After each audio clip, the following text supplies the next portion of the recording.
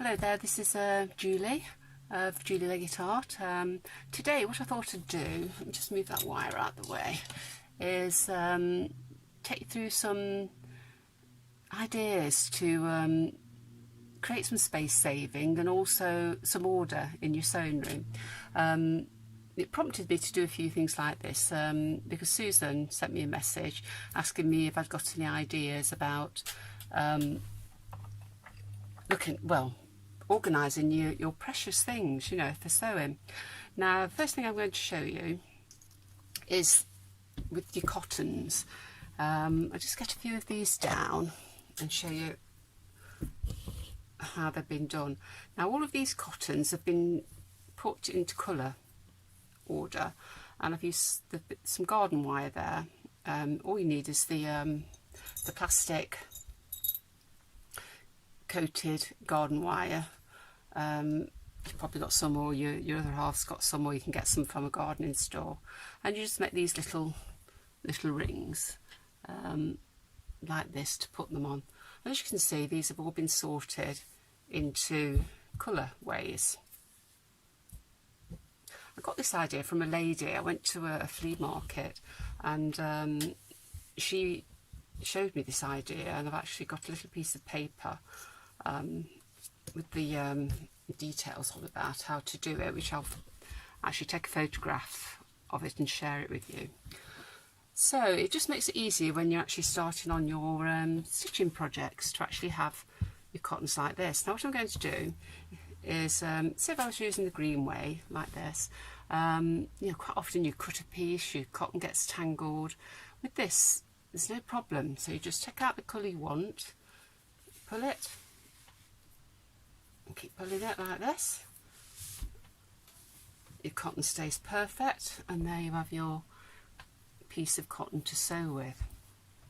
Right, so I'll just pop those aside for a moment, and the piece of cotton. Right, so the idea is really to, I started looking at the colourways, is to put your cottons usually come in a band like this when you undo them from the packet. Now this is one that has got tangled. As you can see here, it's in a bit of a mess. So I'm going to do this one. Actually, I put that green with it, but that's a pearl cotton and the other isn't. So I'm going to take that out, the pearl cotton. And what I'm going to do is just do these ones here, which is a good, it's variegated, different colour thread. So what you need to do is you get your garden wire. I've got some wire cutters. Just cut yourself a piece. Oops. Like that. Side. You turn it round like that, and you'll be able to, I think I might have done that. When they've done it, we'll put it in and see how it goes. So we're going to just get one that's a bit bigger. That one's I've cut a bit small. But basically, you've got your piece of garden wire. You're going to put it round the top of your cotton like that. And then what you're going to do is get some scissors, and you're going to cut through the bottom end like that. I realise I've got some ends there that are stragglers, but that's because I've tangled it. I'm just going to do that, and then as you can see, you've got your cottons at the top, and all I'm going to do is split it into 3, and I'm going to plait it.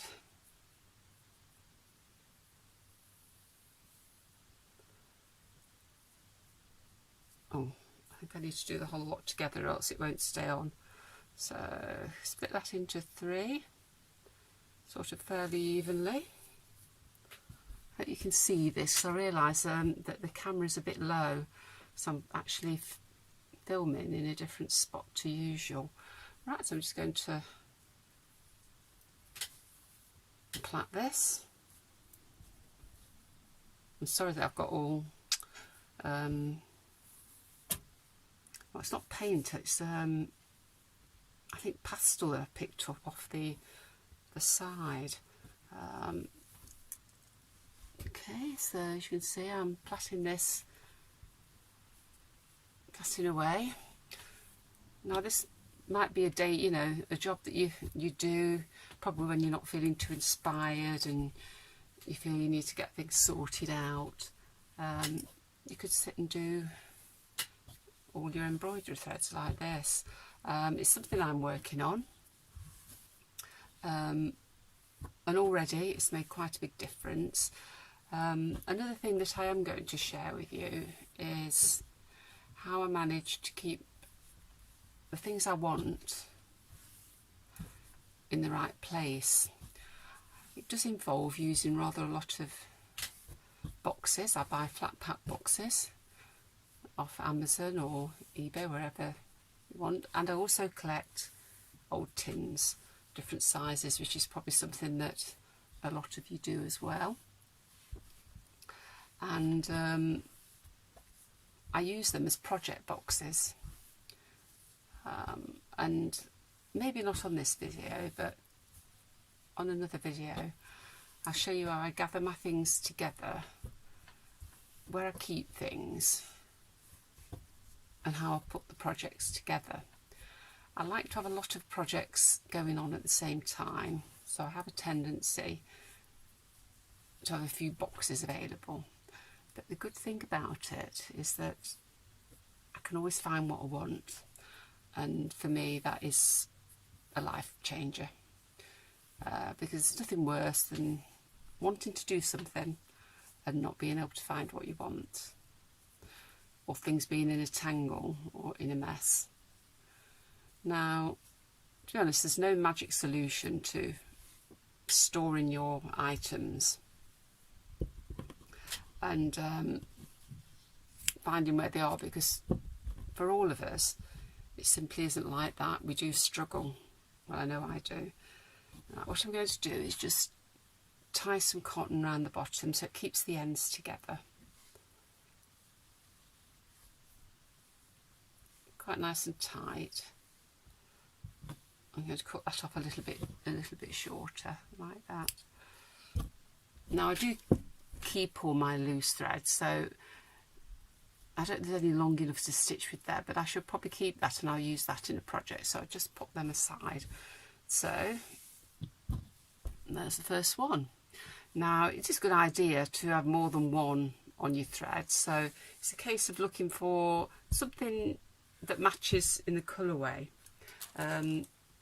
The reason I've got these that have got quite a few coloured threads on is when I go around looking for bargains at the flea markets or car boots, I often buy kits that I don't stitch, but they have a lot of thread in them, and the thread is all put together for that kit, and so you get all this embroidery thread all mixed. So what I might do is, I don't think I'd want that on the same. I think really what we want on this one is another blue way sort of thread. Now, there's a big batch of batches and batches of cotton. So this big batch here. I'll get some out. And what I'll probably do is pop that one aside. Let's find some blue colours there to go together.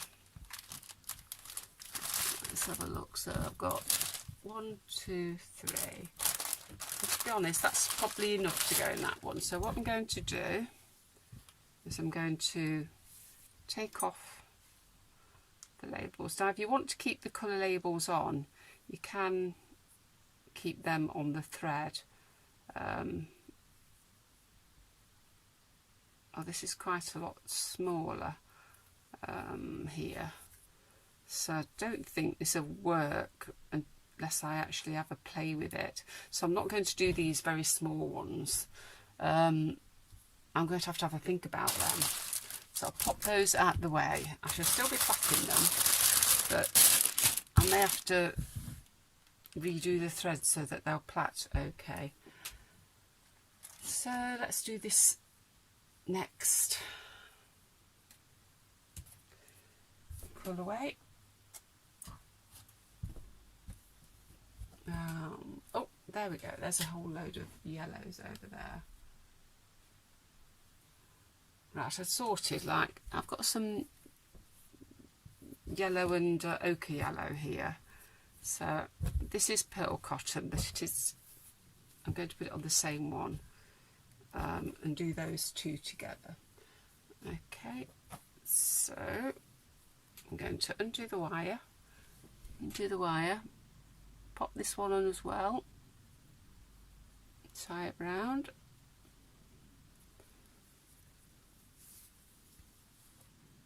Alright, I'm going to snip the end, and then I'm going to plait this all together. There's 1, 2. I can see how the cotton's quite tangled already, so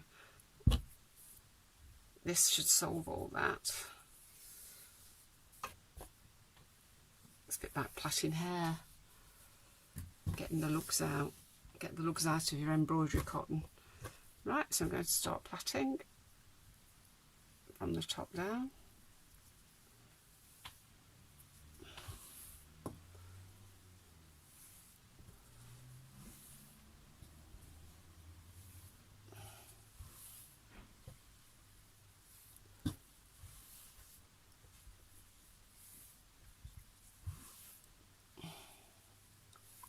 And there we go. You know, I'm sort of, I haven't done an awful lot of videos lately because I've been so busy.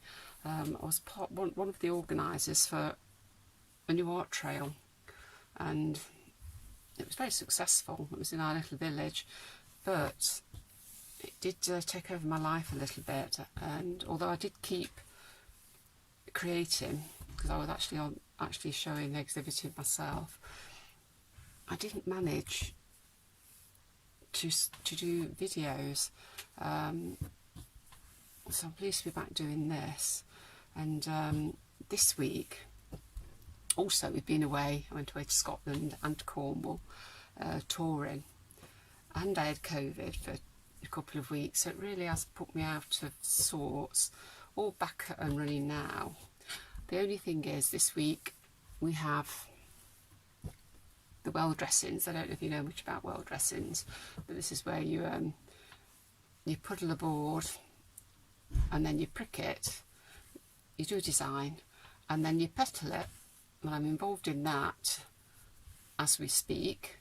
The board's been puddled, but it'll take a good 24 hours for it to settle down before we can prick it and do the outline.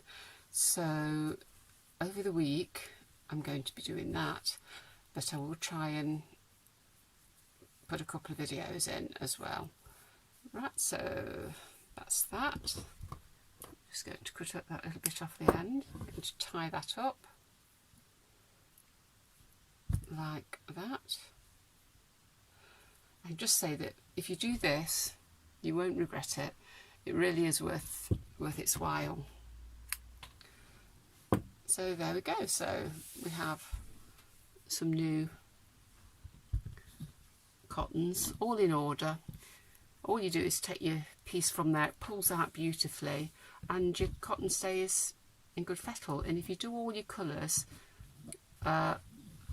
in sort of similar colourways, it means that if you do a project, you can take a batch with you. That is a batch of different greens. These are green turquoisey ones. It's more green. This one has still got the DMC thread on, so if you want to put that on, if you're following particular colours for a project, just notice that this one's come undone at the bottom, so I'm going to retie it. It will be different coloured thread, but I don't think that matters. You don't want it to come undone, or else that spoils the whole purpose of what I'm doing. Alright, so there we go. That's all tied up. And then we've got some purple colourways. Yeah, got some pink and mauve colourways. More pink and mauve.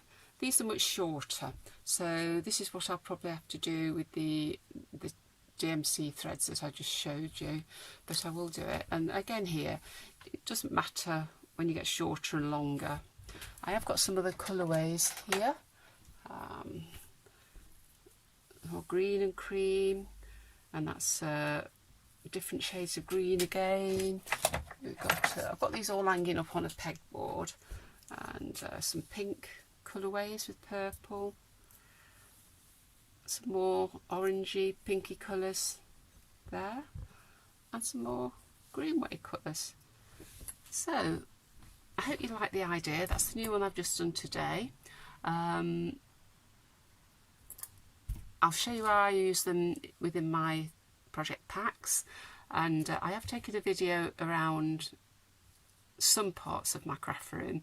I have got another room that's got a library of books and where I stash more fabric and wool, but I do have an IKEA stacking box. It's all hidden away quite neatly, but I'll go through that and how I do my fabrics and wools and other bits.